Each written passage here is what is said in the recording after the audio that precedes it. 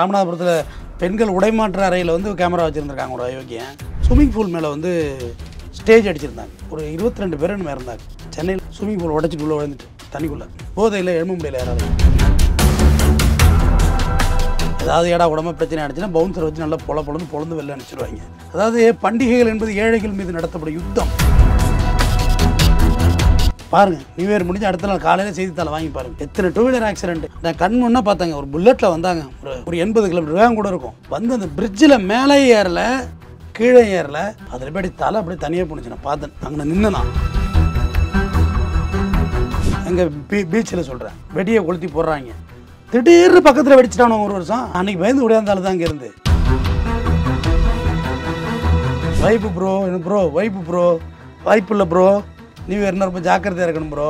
அவங்களே வந்து பப்புகள்லேயே ladies provide பண்ணுற பப்புகள்லாம் இருக்குது. நீங்கள் லேடிஸ் ப்ரொவைட் பண்ணால் அவங்க சரக்கு கொடுப்பாங்களா? இல்லை நீங்கள் மென்னு சிங்கிள் போட்டிங்கன்னா அவங்க உங்களோட டான்ஸ் ஆடுறது ஒரு பேர் உங்களுக்கு ஏற்பாடு பண்ணி கொடுப்பாங்க. அதுக்கு நீங்கள் தனியாக பேமெண்ட் பண்ணணும்.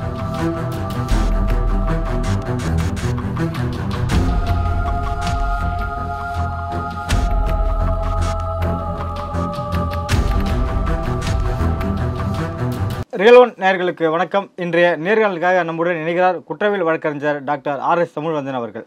வணக்கம் சார். வணக்கம். நியூ இயர் காலகட்டம் இருக்குது. இப்போவே டார்கெட் பண்ண ஆரம்பிச்சிட்டாங்க. பல ரெஸ்டாரண்ட்டு, பல பப்பு, பல கிளப்ஸ் எல்லாமே. இங்கே வந்தீங்கன்னா கப்புள்ஸோடு வாங்க. கப்புள்ஸ்லாம் திருமணமான ஜோடியாக என்னன்னு தெரியல. ஆணாக இருக்கலாம் பெண்ணாக இருக்கலாம், 2 பேருமே கப்புளோட வாங்க அப்படின்ற மாதிரி போட ஆரம்பிச்சாங்க. ஆஃபரும் போடுறாங்க. இப்போ புக்கிங் வந்து குவிஞ்சிட்ருக்கு. என்ன மாதிரியான விஷயங்கள் அங்கே நடக்க போகுது? இல்லை, நியூ இயர்க்கு இல்லை. சில பப்புகள் ஈஸியாக உள்ள சில பப்புகள் வெறும் மென்னாவே போக முடியாது. ஒரு ஃபீமேலோட போடுற பப்புகள்லாம் இருக்குது. நீங்கள் தனியாலாவே உள்ள அலௌடு இல்லை. அந்த மாதிரி பப்புகள்லாம் இருக்குது. அதுவும் இங்கே 2 பேரோட போனால் ஃப்ரீன்ற ஒரு ஆஃபரும் போடுறாங்க. இல்லை, ஃப்ரீனா உள்ள என்ட்ரன்ஸ் ஃபீஸ் ஃப்ரீ. உள்ள ட்ரிங்க்ஸுக்கு பேமெண்ட் பண்ணணும், ஸ்நாக்ஸுக்கு பேமெண்ட் பண்ணணும், அதெல்லாம் இருக்குது. ஒரு கூப்பன் மாதிரி கொடுத்துருவாங்க.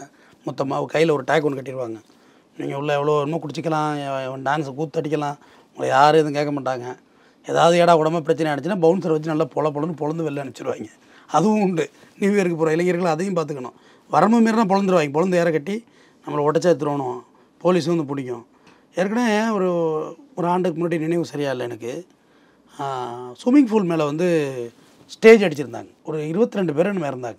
சென்னையில் தான் ஸ்விம்மிங் பூல் உடச்சிட்டு உள்ளே விழுந்துட்டு தண்ணிக்குள்ளே போதையில் எழும்ப முடியல யாராலையும். அதனால் பாதுகாப்பாக இருங்க. பாதுகாப்பாக தான் கொண்டாடணும். என்ன நியூ இயர் போடலாங்க. நியூ இயர் காலண்டரில் மாறப்போகுது. 24 25 மாறப்போகுது. உங்களோட 24 கடன் எல்லாம் 25 அப்படி இல்லாமல் போயிடுமா? ஒவ்வொரு நைட்டில் எதுவுமே இருக்கா? கடன் வாங்கி வச்சுருக்கீங்களா, இஎம்ஐ வச்சுருக்கீங்களா, ஊர் பூரா அது எல்லாம் அப்படியே ஒரே நாளில் காலி ஆகிடுமா? வருஷத்து பிரச்சனைலாம் அடுத்த வருஷம் இல்லாமல் போயிடுமா? வருஷத்து பகை அடுத்த நாள் இல்லாமல் போயிடுமா? வருஷத்து கோர்ட்டு வாய்दा அடுத்த வருஷம் இல்லாமல் போயிடுமா? எல்லாமே இருக்க தான் போகுது. உடல் நலம் டயபெட்டிக்கெலாம் அப்படி காணாமல் போயிடுமா? அடுத்த வருஷத்தில் எது இருக்காதா?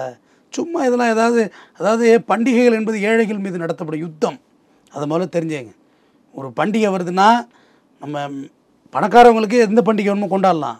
ஆனால் ஏழைகளாக இருக்க நமக்கு தான் அது யுத்தம். நம்ம மேலே மார்க் சொன்னது. இந்த பண்டிகைனால எத்தனை 1000 ரூபா எல்லோரும் செலவு பண்ணணும். கட்டம் வாங்கி எல்லாம் டோக்கன் கட்டி போய் ஆட்டத்தை போட்டு பாட்டத்தை போட்டு சரக்கை போட்டு பைக் எடுத்துக்கிட்டு வீலிங் பண்ணி எத்தனை மட்டையாவது ஒரு நியூ இயருக்கும். பாருங்கள், நியூ இயர் முடிஞ்சு அடுத்த நாள் காலையில் செய்தித்தாளை வாங்கி பாருங்கள். எத்தனை டூ வீலர் ஆக்சிடென்ட்டு. கடந்த ஆண்டு நியூ இயர் அப்போ என் கண் முன்னே நடந்ததுங்க. நியூ இயர் அப்போ உண்மையாக சொல்ல போனால் நான்லாம் ஒரு 7 மணிக்கெலாம் வீட்டுக்கே போயிடுவேன். வெளியில் போக மாட்டேன். ஏன்னா அது பாதுகாப்பு இல்லை. அநியாயத்துக்கு ட்ரிகர் ஆகும். அவன் பேசுகிற வார்த்தை கோவம் வரும். நம்ம ஒன்று பேசுவோம், அவன் ஒரு அர்த்தத்தில் புரிஞ்சுப்பான். எல்லாருமே மதுபோதையில் இருப்பாங்க அன்றைக்கி. அது நிறைய பிரச்சனைகள் உண்டு பண்ணும். முடிந்தவரை நியூ இயர் அன்றைக்கி தயவு செய்து வீட்டுக்கு போயிடுங்க. 7 மணிக்கெலாம் போயிடுங்க. அடுத்த நாள் கொண்டாடிக்கலாம். ஒன்றும் தப்பு கிடையாது. அடுத்தது நான் கண் முன்னா பார்த்தாங்க. ஒரு புல்லட்டில் வந்தாங்க. ஒரு 80 கிலோமீட்டர் வேகம் கூட இருக்கும். வந்து அந்த பிரிட்ஜில் மேலே ஏறல கீழே ஏறல. ஒரு ஜென்ரேட்டர் ஒன்று இருந்துச்சு. ஒரு பேங்க்கோட ஜென்ரேட்டர். அதில் போய் தலை அப்படியே தனியாக போணுச்சு. நான் பார்த்தேன். அங்கே நின்றுனா தலை தனியாக போணுச்சு. எதுக்கு இது? நம்ம யார் பற்ற புள்ளையோ ஒரு புத்திர சோகம் வாழ வேண்டிய புள்ள. அவன் புத்திர சோகத்தை எதுக்கு கொடுக்கணும்? அதெல்லாம் தேவையில்லை. நான் பேசுகிறது வேணால் பூமராக இருக்கும் நிறையாளரை. ஆனால் யதார்த்தம் இதுதான். இப்போ எனக்கு இந்த புரிதல் 25 வயசில் இருந்திருக்குமான்னு எனக்கு தெரியல. ஆனால் யதார்த்தம் இது தான். பெண்களை அழைச்சிட்டு போகிறது, சரக்கை போடுறது, கேங்ஸ்டர், கேங் ரேப்பு எல்லாமே நியூ இயரில் நடக்கும். நடக்காமல் இருக்கவே இருக்காது. மற்ற எல்லா பண்டிகையும் ஒரு குறிப்பிட்ட கால வரையறை இருக்கும். பொங்கல்லாம் பகலில் இருக்க போகுது. தீபாவளினா இப்போ நைட்டு ஒரு 10 மணி வரைக்கும் வெடி வெடிக்க போகிறோம். காலையில் ஒரு 5 மணிக்கு எழுந்து வெடி வெடிப்பு தானே பண்பு. குளிச்சு முழிவிட்டதும் காலையில் முதல் நாள் போதையெல்லாம் கலைஞ்சிரும், குளிச்சு மொழி வெடி வெடிப்போம். ஆனால் நியூ இயர் அப்படி கிடையாது, ஸ்டார்ட் ஆகிறதே 12 மணிக்கு தான். மெரினா பீச்சில் போய் அளவுக்கு அதிகமாக கூட்டத்தை கூட்டாதீங்க.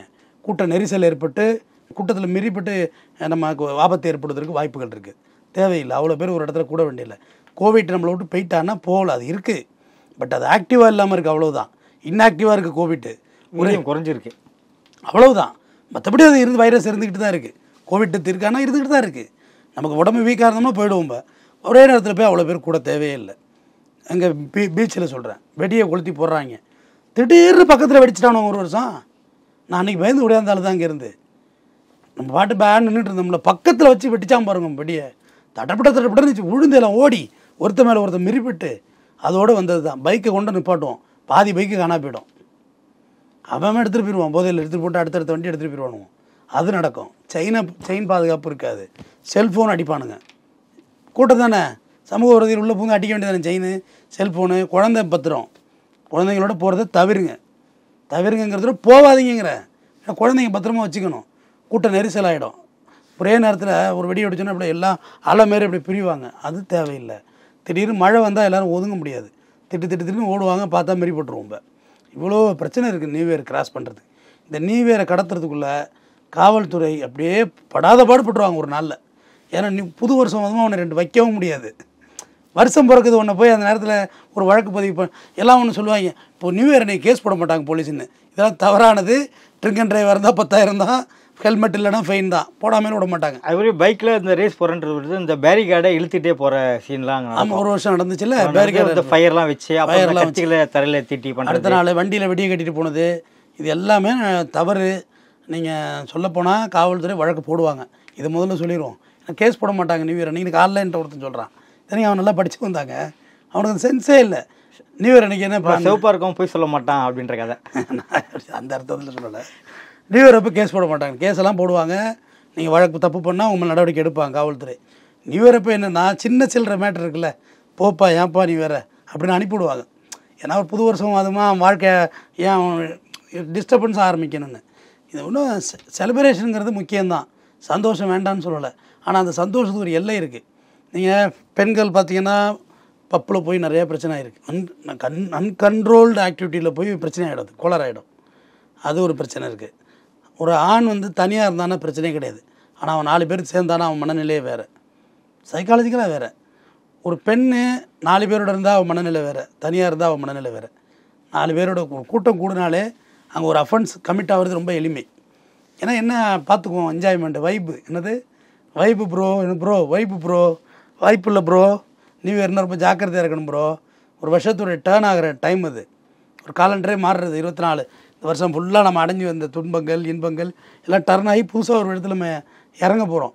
அப்போ நம்ம எந்த அளவுக்கு கேர்ஃபுல்லாக இருக்கணுமோ அந்த அளவுக்கு நம்ம கேர்ஃபுல்லாக இருக்கணும். முதல்ல நம்ம என்ஜாய் பண்ணுறது ஒரு பக்கம் இருக்கட்டும், முதல்ல நம்ம பாதுகாப்பாக இருக்கணும். நிறையாளரே பாதுகாப்புக்கு விடுமுறையே கிடையாது. எனி டைம் பாதுகாப்புங்க, நம்ம சேஃப்டியாக தான் இருந்தாகணும்.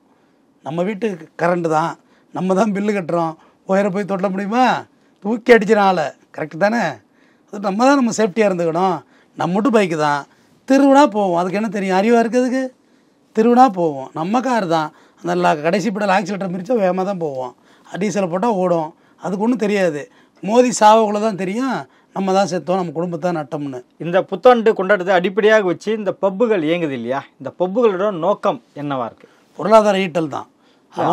அது ஏம் ஓகே, அது ஃபினான்ஷியலாக அங்கே வந்து கொடுக்குற இந்த மதுபான என்கரேஜ்மெண்ட். அதாவது குடியை கெடுக்கும் தான், நான் இல்லைன்னு சொல்லலை. ஆனாலும் மொத்தமாக ஒரு இடத்துல வச்சு அங்கீகரிக்கப்பட்ட குடிக்க வைக்கிறதுங்கிறது எப்படி சரின்னு தெரியல. சில இடத்துல அன்அஃபிஷியலாகவும் நடத்துகிறாங்களே.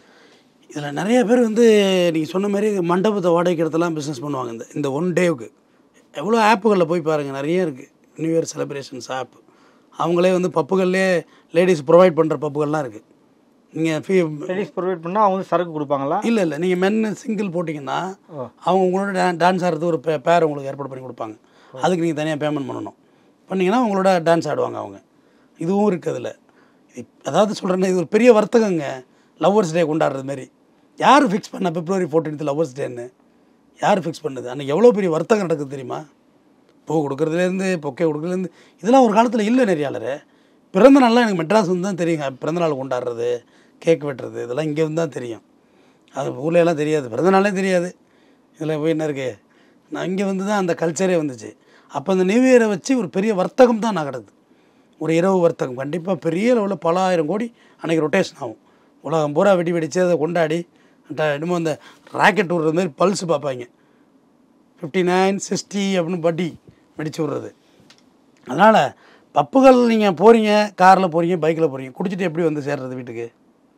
குடித்தாச்சு 4 மணி 3 மணி வரையும் 4 5 மணி வரையும் குடித்தாச்சு, எப்படி வீடு வந்து சேர்றது? வீட்டுக்கு வரணும் இல்லை? ஒன்றும் பப்புகள் வந்து அத்தனை பேர் இப்போ ஃபாரினில் வந்து துபாயில் பார்த்தீங்கன்னா உங்கள் கார் கீ எல்லாத்தையும் வாங்கிடுவாங்க. நீ குடிச்சிட்டிங்கன்னா நீ வெளியாக முடியாது. ஒன்று நீங்கள் போய்த்தான் ஆகணும்னா டிரைவர் ப்ரொவைட் பண்ணுவாங்க, இல்லை அங்கேயே படுக்கிறதுக்கான இடம் உங்களுக்கு ரெடி பண்ணி கொடுத்துருப்பாங்க. அதே மாதிரி பப்புகள் எத்தனை இடத்துல டிரைவர் ப்ரொவைட் ரெடியாக இருக்க போகிறாங்க? டிரைவர் இருந்தால் தான் நம்ம ஆள் கொடுத்துருவானாங்க டிரைவர்கிட்ட வண்டியை? சொல்லுங்கள். குடித்தா தான் இவன் வண்டி ஓட்டுறங்கிற மனநிலைக்கே நம்ம தள்ளப்படுவோம். அது நம்மளோட மனநிலை. ஆனால் வெளிநாட்டிலேருந்து ஃப்ளைட்டில் வந்தாங்களாம், எல்லாருக்கும் ட்ரிங்க்ஸ் கொடுத்தாங்க. இது ஒரு கற்பனை கதை தான். இது ஜாப்பனீஸ் சொன்னானா கொஞ்சம் நான் கண்டுபிடிக்கிறதுக்கான தேவையான இதெல்லாம் இருந்தாலும் கொஞ்சம் லேப்டாப் வேணும் எனக்கு அப்படின்னானா.